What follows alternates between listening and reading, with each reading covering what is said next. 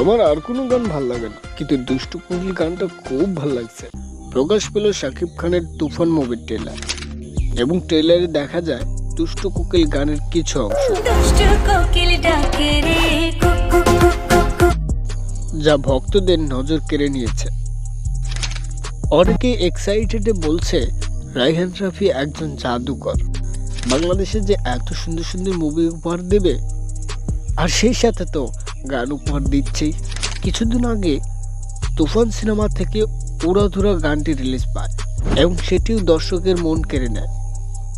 আর তুফান সিনেমার আইটেম গান হিসেবে দুষ্টু কোকিল গানটা নাম্বার 1-এ থাকবে অনেকেই বলছে। এখন দেখা যাক শেষ পর্যন্ত কি হয়। আমার মতামত বলি, আমার কাছেও ভালো লাগছে দুষ্টু কোকিল গানটা। সো ভিউয়ার্স, আপনাদের কাছে কেমন লাগছে কমেন্ট করে অবশ্যই জানান। আমার কোনো মানুষ ভালো লাগে না, কিন্তু তোমারই ভালো লাগছে।